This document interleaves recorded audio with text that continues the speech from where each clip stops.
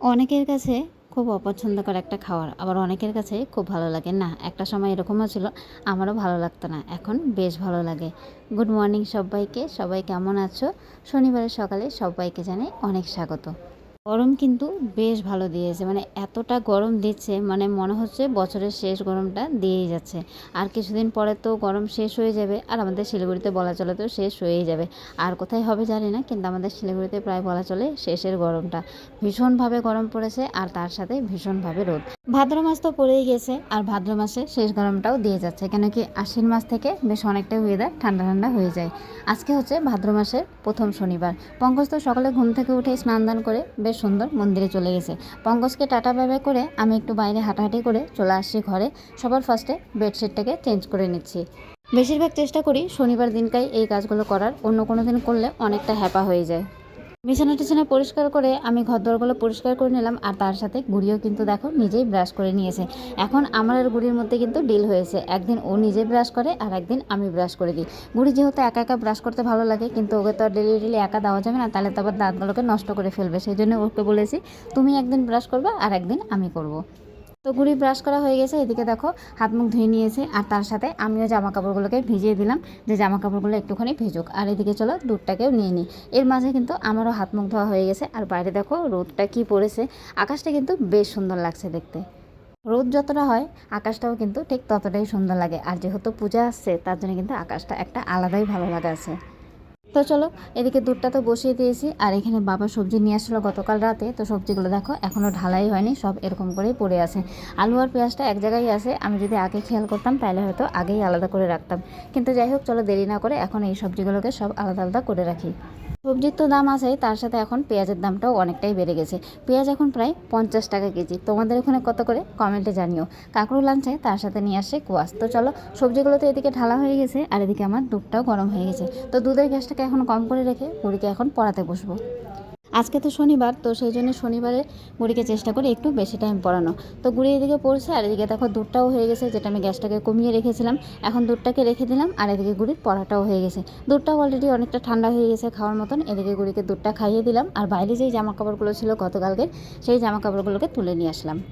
কেন কি তারটাকে তো খালি করতে হবে, আজকে যে জামা কাপড়গুলোকে ধোবো সেই জামা কাপড়গুলো আবার ওখানে মেলতে হবে। তাহলে তো মোটামুটি কাজ হয়েই যাচ্ছে। এদিকে গুড়িকে পড়ানো খাওয়ানো সবই হয়ে গেছে, আমারও হাত মুখ ধোয়া হয়ে গেছে, অনেক কাজই টুকটাক হয়ে গেছে। জামা কাপড়গুলোকে যে ভিজিয়ে দিয়েছিলাম সেই জামা কাপড়গুলোকে এখন ধুয়ে নিব। এই জামা কাপড়গুলোকে ধুয়ে সুন্দর করে মেলে দেবো। যা রোদ উঠেছে, মনে হচ্ছে আজকে সারাদিন সময় লাগবে না, খুব তাড়াতাড়ি জামা কাপড়গুলো শুকিয়ে যাবে। স্কুলের শার্টটা যে এত বাজে দিয়েছে ঘুড়ির বলার মতো না। পয়সা কিন্তু ঠিকই নিয়ে নিয়েছে, এক পয়সাও কম নেয়নি, কিন্তু শার্টের কাপড়টা ভীষণ বাজে দিয়েছে। আর এদিকে দেখো জামা কাপড়ের সাথে কিন্তু আমি র্যাপেরটাকেও ধুয়ে দিয়েছিলাম। অনেককেই দেখি তুলাগুলো খুলে তারপরে ধয়, আর আমার ওরকম করে আবার একটু বিরক্ত লাগে, মনে হয় যে আমি ঠিক করে হয়তো সব কিছু ভরতে পারবো না, জিনিসটা হয়তো নষ্ট হয়ে যাবে। সেই জন্য চেষ্টা করি এরকম করেই ধুয়ে দেওয়ার। আর যেদিন খুব রোদ থাকে সেই দিনই আমি এরকম পুতুলগুলোকে ধুয়ে দিই, যাতে খুব তাড়াতাড়ি শুকিয়ে যায়, জিনিসটা নষ্ট না হয়। চলো, সব জামা কাপড় তো ধোয়া হয়ে গেছে, এবার জামা কাপড়গুলোকে সুন্দর করে মেলে দিই।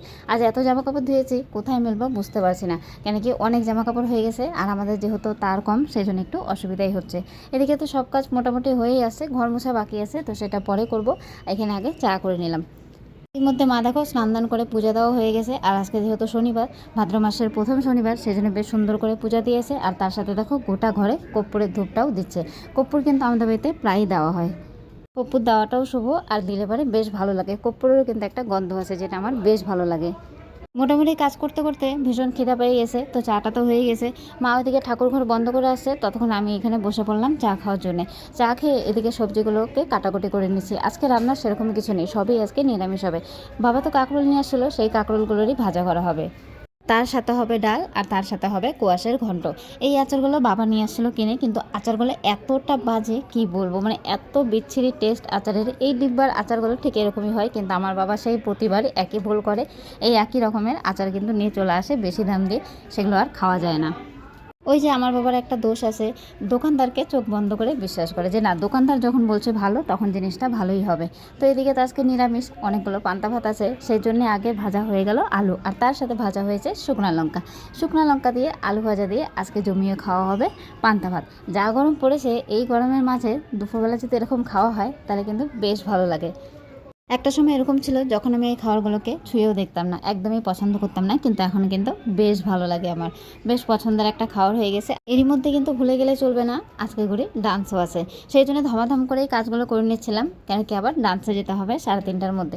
তো চলো, খাওয়া তো হয়ে গেছে, খাওয়ার পরে প্রধান কাজ সেটা হচ্ছে বাসন ধোয়া। তো চলো বাসনগুলো ধুয়ে নিই, চায়ের বাসন আছে আর এদিকে ভাত যে খেলাম সেই বাসনটা আছে। তো সেই বাসনগুলোকে এখন ধুয়ে তারপরে বাকি যে কাজগুলো আছে সেই কাজগুলোকে ধমাধম করে সেরে নিতে হবে। পরে জলগুলোকে আগে ভরে নিতে হবে, কেন কি যা গরম পড়েছে বোতলগুলোতে একদম জল নেই। আগে জলগুলোকে ভরে সেটাকে ফ্রিজে ভরে দিব, তারপরে স্নান করিয়ে দিব। কুড়িকে স্নান করানোর পরে তারপরে বাকি কাজগুলো টুকটুক করে নিব। তো চলো, এদিকে তো আমার বাসনগুলো মাজা হয়ে গেছে, এরপরে বাসনগুলোকে ধুয়ে নিই। আমরা তো রান্না করছি, তার সাথে গুড়িও কিন্তু রান্নাবাটি খেলছে, আর ও আমাকে তখন থেকে ডাকছিল যে মা তুমি আসো, আমি রান্না করেছি তোমার জন্য, তুমি একটু খেয়ে দেখবে যে কীরকম হয়েছে। সেই জন্য দেখো আমাকে টানতে টানতে আবার নিয়ে আসছে, আর আমিও আসলাম, যে দেখলাম যে না বেশ সুন্দর রান্না হয়েছে। আর গুড়ি কিন্তু আজকে অনেক কিছু রান্না করেছিল, তার মধ্যে মাটন ছিল, চিকেন ছিল, রুটি ছিল, ভাত ছিল, সবই কিন্তু ছিল। তো যাই হোক, ওর খাবারগুলো তো টেস্ট করে চলে আসলাম, বেশ সুন্দর হয়েছিল। আর এদিকে তারপরে জলগুলো ভরে নিচ্ছি। ওর সময় তো মনে হয় না যে না এতগুলো জল খেয়েছি, কিন্তু যখন বোতল ভরার সময় আসে তখন দেখি যে না অনেকগুলোই বোতল খালি হয়ে গেছে। তো এই যে দেখো আমাদের মিনি ফ্রিজে কিন্তু ভরে দিলাম, বেশ ঠান্ডাই থাকে জলগুলো। এদিকে গুড়িকেও স্নান করিয়ে দিয়েছি, এখন আমার স্নান করার পালা, আর বাকি যে কাজগুলো আছে সেগুলো করে গুড়িকে ডান্স ক্লাসে নিয়ে যাব।